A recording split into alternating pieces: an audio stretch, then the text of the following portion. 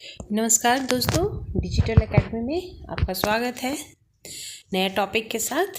आज का टॉपिक है स्पीच एंड लैंग्वेज डिसऑर्डर, वाक एवं भाषा विकार, जिसमें हम जानेंगे इसका डिफिनेशन क्या होता है, इसके टाइप क्या होते हैं, इसके काउजेस क्या हैं, मैनेजमेंट क्या है, प्रिवेंशन क्या है। चलिए वीडियो को स्टार्ट करते हैं। तो वीडियो में हमारा है स्पीच एंड लैंग्वेज डिसऑर्डर। जैसा कि नाम से ये स्पष्ट है, स्पीच यानी बोलने और समझने, भाषा एवं वाणी की विकार, डिसऑर्डर। तो इसका डिफिनेशन को देखते हैं। डिफिनेशन क्या है? जब किसी व्यक्ति को सही तरीके से बोलने, आवाज़ निकालने, शब्दों का उच्चारण करने, बोलने की गति बनाए रखने, फ्लुएंसी को बनाए रखने, भाषा को समझने और व्यक्त करने में कठिनाई होती है तो इसे वाक एवं भाषा विकार कहा जाता है। यानी कि जब भी कोई व्यक्ति या बच्चा किसी भी भाषा को बोलने, अपनी बातों को बताने में, समझने में उनसे कठिनाई होती है, सही ढंग से उसे बता नहीं पाते, एक्सप्रेस नहीं कर पाते हैं, तो उसे भाषा एवं वाक एवं भाषा विकार कहा जाता है। तो यहाँ पे दो शब्द हैं, स्पीच एंड लैंग्वेज। स्पीच अलग है एंड लैंग्वेज अलग है। तो स्पीच का अर्थ हो गया वाक, यानी वाणी, जो भाषा का जो विकार है उसको स्पीच कहते हैं। तो वाक विकार क्या है? स्पीच डिसऑर्डर, बोलने की ध्वनियों, उच्चारण, इसमें है कि बोलने की जो फ्लुएंसी है, जो ध्वनि है, जो आवाज़ निकलती है हमारे मुंह से, उच्चारण करना, जो प्रवाह, फ्लुएंसी जो आती है, उसमें समस्या होती है, उसे स्पीच डिसऑर्डर कहते हैं। एंड लैंग्वेज डिसऑर्डर क्या है? लैंग्वेज डिसऑर्डर भाषा को समझने, यानी भाषा को, जो भाषा हम बोला जा रहा है, जो भाषा बोला जा रहा है उसको समझने में, रिसेप्टिव या व्यक्त एंड एक्सप्रेसिव, इसमें रिसेप्टिव लैंग्वेज और एक्सप्रेसिव लैंग्वेज दो पार्ट होते हैं। तो जिसमें रिसेप्टिव लैंग्वेज में उसे समझने में दिक्कत होती है एंड एक्सप्रेसिव में उसे बोलने, अपनी चीज़ों को एक्सप्रेस करना, जैसे बोलना, पढ़ना, लिखने आदि में समस्या उत्पन्न होती है। इस प्रकार इसके क्या कारण, आगे हम इसका विस्तार से चर्चा करेंगे, स्पीच डिसऑर्डर का एंड लैंग्वेज डिसऑर्डर का।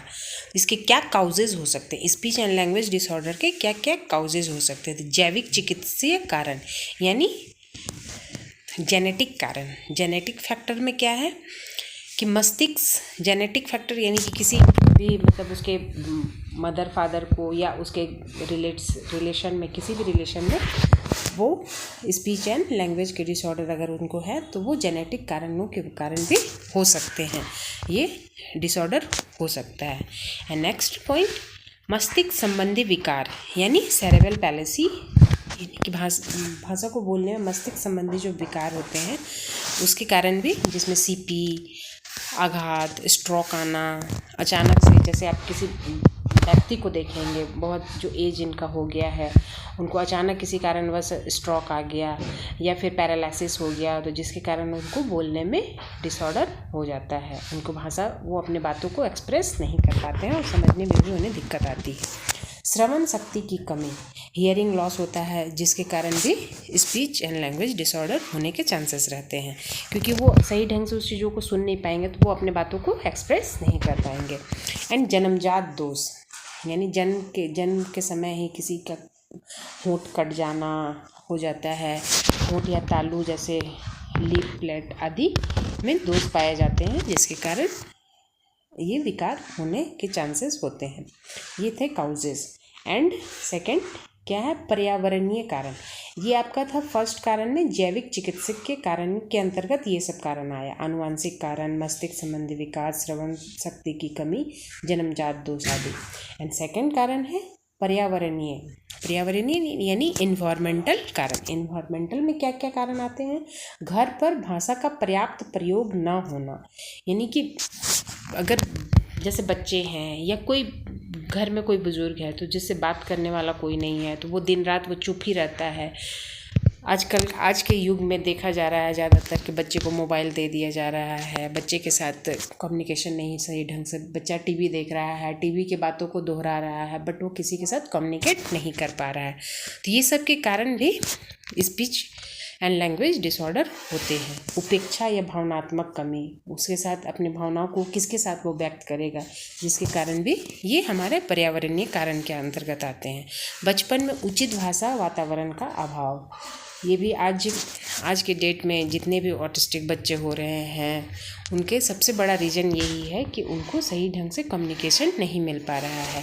आज के ज़माने में माता पिता दोनों वर्किंग हैं, तो बच्चे के साथ बात करने के लिए कोई नहीं है। अगर घर पे कोई आपके हैं तो वो अपने मोबाइल में है, या बच्चे को मोबाइल दे दिया गया तो वो मोबाइल के साथ बिजी हो जाता है, जिसके कारण उसे स्पीच में दिक्कत आती है। एंड नेक्स्ट पॉइंट, मनोवैज्ञानिक कारण। मनोवैज्ञानिक कारण के अंतर्गत मनोवैज्ञानिक कारण में क्या है, भावनात्मक आघात, इमोशनल ट्रॉमा। इमोशनल ट्रॉमा हो जाने के कारण उनकी भावनाओं को कोई नहीं समझ पाता है, जिसके कारण वो चुप्पी साध लेते हैं और वो अपनी बातों को नहीं एक्सप्रेस कर पाते। चिंता या भय, व्यवहार संबंधी समस्याएं, बिहेवियरल इशू के कारण भी स्पीच एंड लैंग्वेज डिसऑर्डर होने के चांसेस होते हैं। एंड नेक्स्ट पॉइंट, रोकथाम। इसके रोकथाम कैसे किया जाए। रोकथाम के अंतर्गत गर्भावस्था पर बचपन व नियमित स्वास्थ्य जांच। इसका नियमित स्वास्थ्य जांच गर्भावस्था के प्रीनेटल, नेटल एंड पोस्टनेटल होता है, तो उसमें बच्चे को उचित स्वास्थ्य जांच किया जाना चाहिए बच्चे के साथ, या माँ के गर्भ में जब बच्चा रहता है तो उसका नियमित जांच होनी चाहिए। बच्चे के साथ बोलचाल और भाषा पर आधारित गतिविधियां करना, उसके साथ कुछ एक्टिविटी करते रहना चाहिए बच्चे के साथ। उनकी बातों को, जैसे भी हम अगर थेरेपी के लिए अगर हम ले जाते हैं तो स्पीच थेरेपिस्ट हमको यही भी सजेशन देते हैं कि बच्चे के साथ आप जितना भी काम कीजिए बोल के कीजिए, उसको बता के कीजिए। एंड नेक्स्ट पॉइंट, सुनने और बोलने की किसी भी समस्या का शीघ्र पता लगाना, जिसके कारण ये हो रहा है उसका अतिशीघ्र पता लगने से इसको कम किया जा सकता है। पूरी तरह समाप्त तो नहीं किया जा सकता है, बट इसे कम किया जा सकता है। घर और विद्यालय में समृद्ध भाषा वातावरण प्रदान करना, यानी इन्वायरमेंट ऐसा क्रिएट करना कि जिसमें इस प्रकार की समृद्ध भाषा का प्रयोग किया जा सके। समय पर स्पीच थेरेपी और परामर्श लेना, काउंसलिंग करना और थेरेपी करवाना। अगर समस्या का सही जल्दी पहचान हो जा रहा है तो स्पीच थेरेपी किया जाना चाहिए। एंड इसका हम टाइप देखेंगे। इसका टाइप क्या है। फर्स्ट, वाक विकार यानी स्पीच डिसऑर्डर। स्पीच डिसऑर्डर के अंतर्गत उच्चारण विकार, प्रवाह विकार, स्वर विकार। उच्चारण विकार में क्या है कि ध्वनियों का गलत उच्चारण, जो ध्वनि बोला जाता है, जैसे कि कुछ भी त के जगह र बोल देना, ट बोल देना आदि, मतलब कि शब्दों का अल्टरनेशन हो जाता है, जिसमें उच्चारण आर्टिकुलेशन डिसऑर्डर इसे कहा जाता है।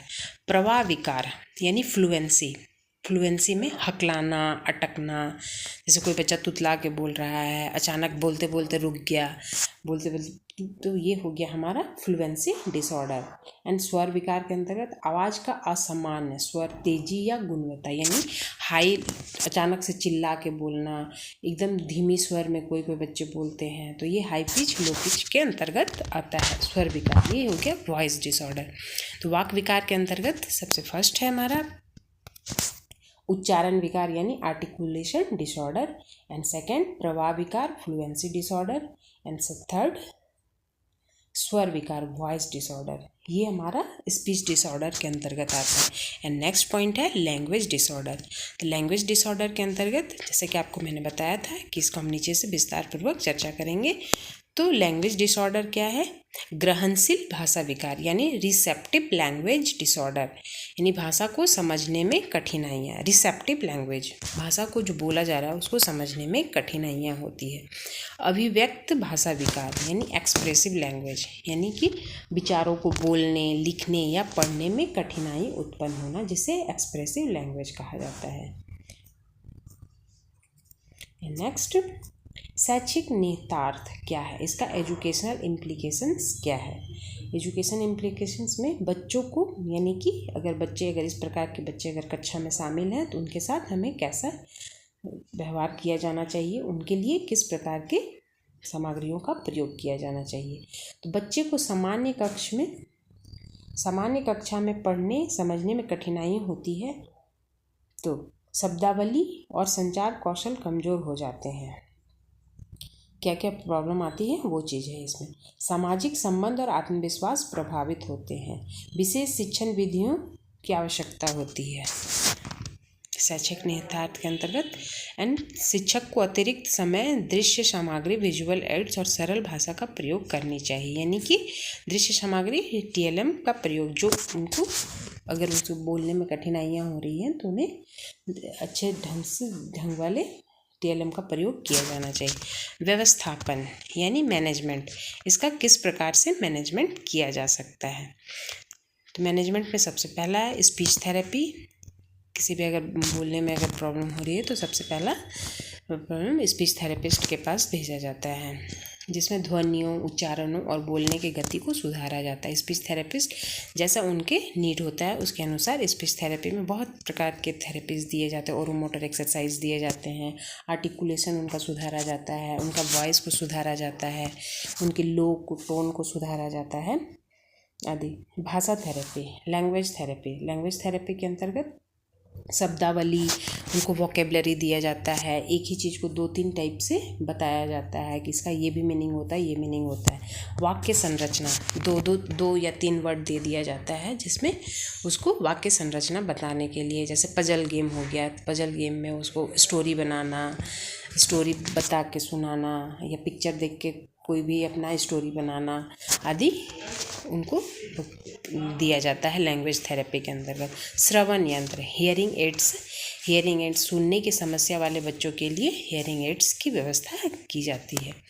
इस प्रकार ये वीडियो आपका था speech and language disorder. I hope ये वीडियो आपको अच्छा लगा हो। इसी प्रकार हमारे चैनल पर बने रहिए और नए नए टॉपिक को जानिए। धन्यवाद।